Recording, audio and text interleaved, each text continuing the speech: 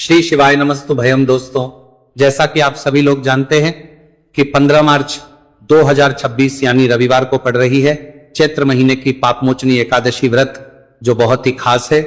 और दोस्तों, ये वो तिथि है जो कि चैत्र महीने में रविवार को पड़ रही है। दोस्तों, इसी दिन किया जाने वाला पंडित जी द्वारा बताया गया एक लाल फूल और एक सफेद फूल वाले उपाय आप लोगों को जरूर करना चाहिए, क्योंकि दोस्तों ये एक ऐसा उपाय है जो कि हर दिन नहीं किया जाता। चैत्र महीने में जो रविवार की एकादशी तिथि आती है उसी दिन किया जाता है।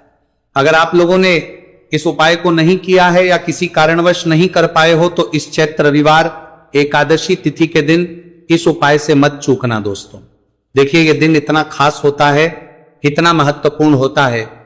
देखा गया है कभी कभी बड़े बड़े पूजा पाठ अनुष्ठान से जो मनोकामना पूर्ण नहीं होती है, वो चैत्र रविवार के दिन एक छोटे से करने से ही आपकी मनोकामना पूर्ण हो जाती है। और बहुत सारे लोगों ने इस उपाय को किया भी है और उनको इस उपाय को करने का फल भी जरूर मिला है। अगर आप लोग भी इस उपाय को इस रविवार के दिन करना चाहते हैं तो आप इस उपाय को पहले अच्छे से समझ लेना, सुन लेना, उसके बाद करना। आपको इस उपाय का फल जरूर मिलेगा, आपकी सभी मनोकामनाएं पूरी हो जाएंगी। दोस्तों, हम आपको यहां पर बता दें कि ये जो एक लाल फूल और एक सफेद फूल वाले उपाय है, ये उपाय पंडित जी ने अपनी अभी की सीहोर की कथा में ही बताया है। उपाय को करने से आपके घर में चाहे किसी भी प्रकार की दुहक और समस्या क्यों ना चल रही हो, आपको उसका कारण भी नहीं पता है कि भाई ये समस्या किस कारण से चल रही है। उसका कुछ भी कारण हो सकता है, जैसे पितृदोष हो सकता है, काल सर्प दोष हो सकता है, या किसी भी तरह का मंगल दोष भी हो सकता है, और भी बहुत तरह के दोष होते हैं, कुछ भी हो सकता है। पर आपको इस उपाय को करने के लिए अपने दोष को पता लगाने की भी जरूरत है। आपके घर में किस कारण से इतनी दुख और परेशानी आ रही है, वो भी आपको पता लगाने की जरूरत नहीं है। बस रविवार को एकादशी तिथि के दिन इस उपाय को कर लेना है, क्योंकि इसी एकमात्र उपाय को करने से आपके पूरे घर परिवार में सुख और शांति हो जाएगी। आपके घर में अच्छे अच्छे काम होने लगेंगे। आपकी जो भी मनोकामना होगी वह भी धीरे धीरे करके पूर्ण होना शुरू हो जाएगी। अब हम समझते हैं इस एक लाल फूल और एक सफेद फूल वाले उपाय को आपको करना कैसे है, किसको करना है, किस करना है और कैसे करना है। देखो, उपाय बिल्कुल आसान है, बस समझने वाली बात है। ध्यान से समझिए, उसके बाद ही आप लोग जो है इस उपाय को जरूर कीजिएगा। सबसे पहली चीज हम लोग ये समझते हैं कि इस एक लाल फूल और एक सफेद फूल वाले उपाय को इस आने वाली रविवार एकादशी तिथि के दिन किसको करना है। तो देखिए, इस उपाय को घर के सभी सदस्यों को करने की बिल्कुल भी जरूरत नहीं है। घर में से कोई एक मुख्य बड़ा सदस्य इस उपाय को करेगा तो उस घर परिवार के सभी सदस्यों को इस उपाय को करने का फल मिल जाएगा। पर वो बड़ा सदस्य कौन होगा, कौन व्यक्ति इस उपाय को करेगा, तो यहां पर देखिए हम आपको बता दें, घर की जो बड़ी माताएं बहनें होंगी, घर की बड़ी माताओं बहनों में से कोई भी एक माता बहन इस वाले उपाय को कर सकती है अपने पूरे घर परिवार के लिए। घर में सभी सदस्यों को इस उपाय को करने की जरूरत नहीं है। मात्र घर की जो माताएं बहनें हैं उनमें से कोई भी एक माता बहन इस वाले उपाय को करेगी तो उसके घर परिवार के पूरे सदस्यों को इस उपाय का फल मिलेगा। अगर किसी कारणवश माताएं बहनें घर में उपस्थित ना हो या वो इस उपाय को ना कर रही हो, कुछ दिक्कत हो, तो भाई उस जगह पर फिर घर का कोई बड़ा व्यक्ति भी इस उपाय को कर सकता है। माताओं बहनों के कहने का मतलब यह था कि माताएं बहनें घर की लक्ष्मी होती है। जब घर की लक्ष्मी कोई उपाय करती है तो निश्चित ही भगवान शिव जी जल्दी प्रसन्न होते हैं और उपाय का फल में बहुत जल्दी और बहुत बड़ा करके भी यहां पर देते हैं। तो आप लोग ये बात समझ गए होंगे। अब हम ये बात समझते हैं कि इस वाले उपाय को हमें करना किस समय है। एक लाल फूल और एक सफेद फूल वाले उपाय को हमें एकादशी तिथि के दिन करना किस समय है। तो देखिए, इस उपाय को करने का जो समय है, सुबह का समय भी है और शाम का समय भी है। अब देखिए, यहां पर हम मुख्य रूप से सुबह का समय नहीं बोलेंगे, क्योंकि देखिए ये जो एकादशी तिथि है, और आप सभी लोग जानते हैं रविवार एकादशी तिथि के दिन का प्रदोष काल का मतलब शाम का जो समय होता है ना, इस दिन भगवान शिव जी का सबसे प्रिय दिन होता है। तो आप लोग इसे एक लाल फूल एक सफेद फूल वाले उपाय पुंसरमान के लिया नई फूल का राना को सुबह के समय भी कर सकते हो और शाम के समय प्रदोष काल में भी कर सकते हो। सुबह के समय अगर कर रहे हो तो 10 या फिर 11 बजे तक भी अगर उपाय करोगे तो भी आपको उपाय का फल मिलेगा। वही अगर शाम के समय कर रहे हो तो इस दिन जरूर शाम के समय का ध्यान रखना कि शाम के 6 बजे से लेकर 7 बजे के बीच में अगर आप इस उपाय को कर सकते हो तो बिल्कुल कर लेना, पूरी कोशिश करना। पर अगर किसी कारणवश इस समय के बीच में ना कर पाओ तो रात 8 बजे तक भी अगर आप उपाय को करोगे तो आपको उपाय का फल जरूर मिलेगा। ये बात आपको समझ आ गई कि आप इस उपाय को सुबह और शाम दोनों समय कर सकते हो। मतलब करना आपको एक ही समय है, घर में से किसी एक ही बड़े व्यक्ति को करना है, एक ही बार इस उपाय को करना है, दोनों समय नहीं करना है। आपको जो समय अच्छा लगे आप उस समय पर इस वाले उपाय को कर सकते हैं। तो चलिए जानते हैं इन विशेष उपायों के बारे में। लेकिन उससे पहले जो भी मेरे भाई मेरी प्यारी बहनें आज चैनल पर पहली बार आए हैं या मेरी आवाज आज पहली बार सुन रहे हैं, अगर आप भी महादेव के सच्चे भक्त हैं तो वीडियो को लाइक और चैनल को सब्सक्राइब जरूर कर ले और कमेंट बॉक्स में लिखें हर हर महादेव। देखो अब सबसे पहली बात आती है कि इस उपाय को हमें करना किस लिए है। जैसा कि हमने अभी आपसे बोला कि इस उपाय को करने के बाद आपके जीवन में बहुत सारी खुशियां आएंगी, आपकी मनोकामनाएं पूर्ण होंगी, आपकी धन की समस्या दूर होगी, आपकी पैसों की समस्या दूर होगी। अब देखिए, अगर आप लोग सोच रहे हो कि भाई हमें अपना घर बनाना है पर घर बनाने के लिए पैसा नहीं है, हमें गाड़ी लेना है पर गाड़ी लेने के लिए पैसा नहीं है, हमें जमीन लेना है पर जमीन के लिए पैसों की कमी पड़ रही है, अगर ऐसी ही दिक्कत परेशानी या किसी भी तरह की धन से जुड़ी हुई समस्या या पैसों से जुड़ी हुई समस्या अगर आपके जीवन में चल रही है तो ये उपाय निश्चित ही आपके जीवन में मतलब बहुत सारे मतलब फल लाकर दे सकता है। इसीलिए अगर आपके घर में बहुत ज्यादा मतलब दिक्कत समस्या परेशानी चल रही है, धन से जुड़ी हुई पैसों से जुड़ी हुई धन की बहुत ज्यादा कमी आ रही है, पैसों की आवक नहीं हो रही है, तो भाई आप लोगों को इस वाले उपाय को जरूर करना चाहिए, घर में से किसी एक भी व्यक्ति को। अब इस उपाय में करना क्या है वो सबसे पहले हम लोग जान लेते हैं। उपाय की सामग्री हम लोग सबसे पहले जानते हैं कि इस उपाय में किस किस चीज की आवश्यकता पड़ेगी। तो देखिए, उपाय का नाम तो एक लाल फूल और एक सफेद फूल वाला उपाय है, पर इस उपाय में कुल मिलाकर 4 सामग्री हमें लगने वाली, जो कि पंडित जी ने खुद सीहोर वाली कथा में बताया है, और जो हम आपको उपाय बताते हैं वो पंडित जी द्वारा बताए गए होते हैं, अलग से हम कुछ भी नहीं बताते हैं। तो यहां पर हम लोग समझते हैं कि इस उपाय की सामग्री क्या है। तो देखो, उपाय की जो सामग्री है वो 4 सामग्री है, जिसमें से सबसे पहली सामग्री है एक बेलपत्र। देखो बेलपत्र क्या होती है, बेलपत्र जो शिव की शिवलिंग पर चढ़ती है। दूसरी चीज है एक शमी पत्र, शमीप्र शिवलिंग पर ही चढ़ता है। तीसरी चीज है दोस्तों एक लाल फूल, उपाय का नाम है, तो एक यहां पर आपको लाल फूल लेना है। अब ये लाल फूल कौन सा लेना है, देखो शिवलिंग के ऊपर जो लाल फूल चढ़ता हो उनमें से कोई भी एक लाल फूल पसंद कर लेना और वो कहीं से तोड़कर या कहीं से खरीद कर लेकर आना और उस लाल फूल को उपाय में प्रयोग कर लेना। उसके बाद में एक सफेद फूल का विशेष रूप से ध्यान रखना, जो सफेद फूल शिवलिंग पर चढ़ता हो सिर्फ वही सफेद फूल लेकर आना, इसके अलावा कुछ मत लेकर आना, लेकिन केतकी का मत लेना। तो एक एक मात्रा में ही आपको ये चारों सामग्री चाहिए, एक बेलपत्र, एक शमी पत्र, एक लाल फूल और एक सफेद फूल। ये चारों सामग्री आप लोग तैयार करके रख लें।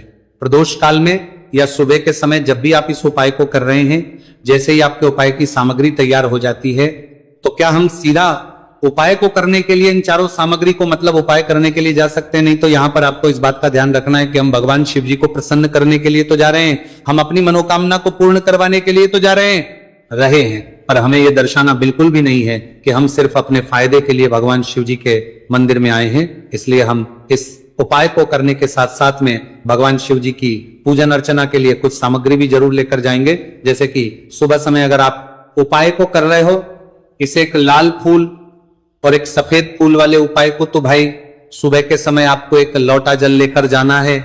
जो लोग प्रतिदिन शिव जी के मंदिर जाते हैं, पूजन अर्चना करते हैं, जल चढ़ाते हैं, फूल बेल पत्र सब कुछ चढ़ाते हैं, भाई वो अपनी पूजन अर्चना वैसी की वैसी करना। बाकी जो सिर्फ उपाय को करने के लिए जा रहा है, जो कुछ भी लेकर नहीं जा रहा है, उसे कम से कम एक लोटा जल अपने घर से भरकर लेकर जाना अगर आप उपाय को कर रहे हो, है ना।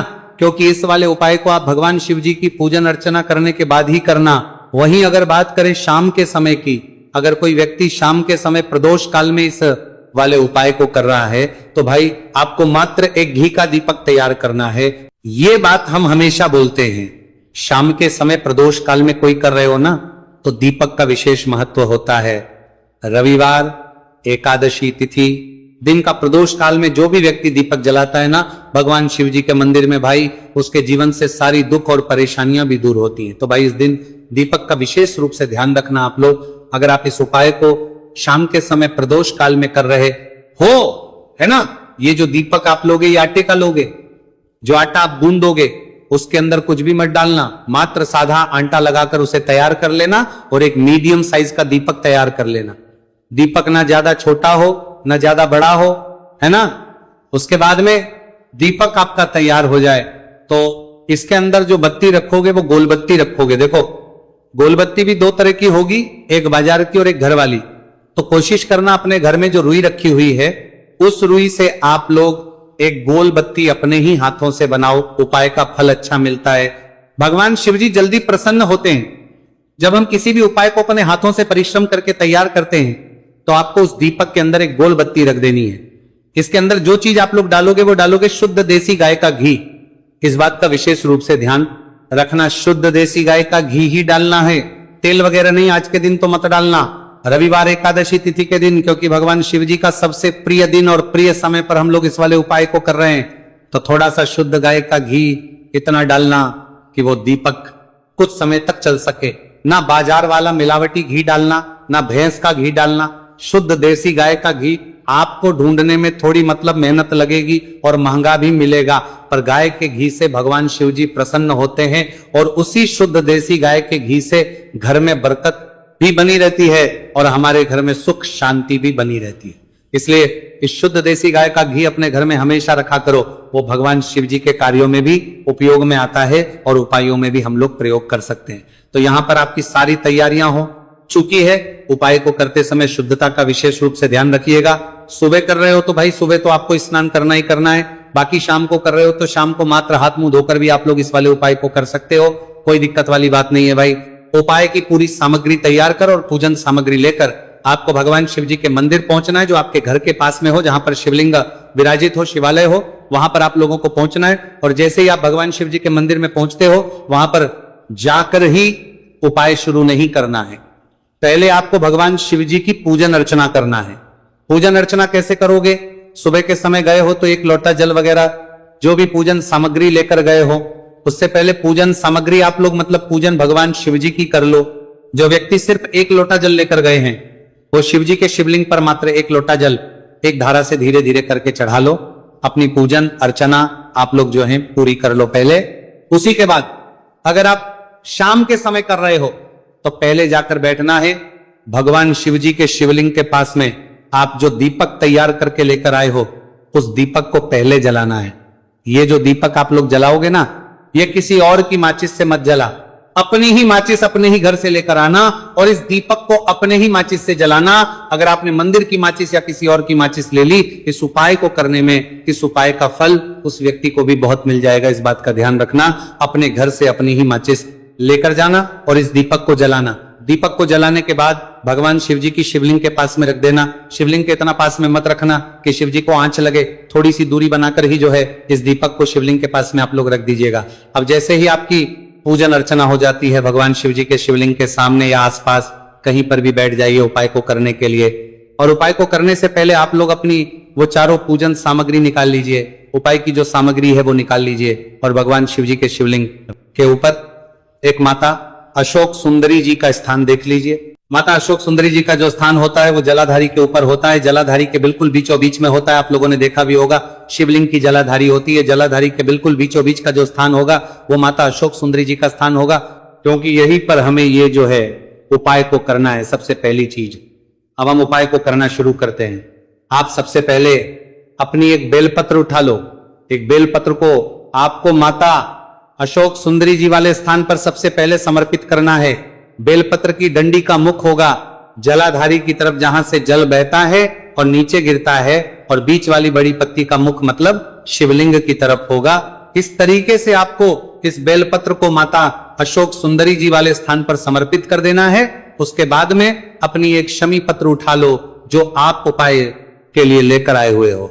शमी पत्र को उठाकर शमी पत्र की भी जो डंडी का भाग होगा वो जल की तरफ करके जहां से जल बहता है नीचे गिरता है उस तरफ करके और पत्ती वाला भाग शिवलिंग की तरफ करके इस शमी पत्र को भी उस बेल पत्र के ऊपर आपको समर्पित कर देना है। समर्पित करने के बाद अब आप ले लो अपना एक लाल फूल जो आप उपाय को करने के लिए लेकर आए हुए हो। इस लाल फूल का जो खिला हुआ भाग होगा, चाहे वो गुलाब का फूल हो, चाहे कोई सा फूल जो शिवलिंग पर चढ़ता हो, भाई उस फूल का जो खिला हुआ भाग होगा वो शिवलिंग की तरफ होगा। बाकी जो पीछे का भाग होगा फूल का वो जलाधारी की तरफ, जहां से जल बहता है नीचे गिरता है उस तरफ होगा। और आखिरी में आपका जो एक सफेद फूल बचा हुआ है, इस सफेद फूल को भी आपको लेना है और सफेद फूल का जो खिला हुआ भाग होगा वो शिवलिंग की तरफ होगा, जहां पर शिवलिंग रखा हुआ है उस तरफ होगा और डंडी का भाग जलाधारी के पीछे की तरफ हो जाएगा। मतलब जो जहां से जल बहता है और नीचे गिरता है, जब आप एक बेलपत्र, एक शमी पत्र और एक लाल फूल, एक सफेद फूल चढ़ा रहे हो तो उस समय आप लोगों को कांता भगवान या कांता चक्र का नाम लेते हुए ही जो है इस उपाय को करना है और भगवान शिव जी और नारायण जी का स्मरण करते हुए ही इस उपाय को आपको करना है। तो जब भी आप एक बेलपत्र, एक शमी पत्र, एक लाल फूल और एक कमी हो रही है, जो भी दुख और समस्या परेशानी चल रही हो, आपको अपनी वो दुख और जो है भगवान शिव जी से उपाय को पूरा करने के बाद वहीं पर पास में बैठकर बोल देना है, हाथ जोड़ के आंखें बंद करके अपनी परेशानी और श्री शिवाय नमस्तु भयम का जाप करना है। दोस्तों, आज हमने इस वीडियो में कुछ उपाय बताए हैं जो आपको करने हैं। अगर आपको वीडियो अच्छी लगी हो तो वीडियो को 1 लाइक और चैनल को सब्सक्राइब जरूर करें। हर हर महादेव।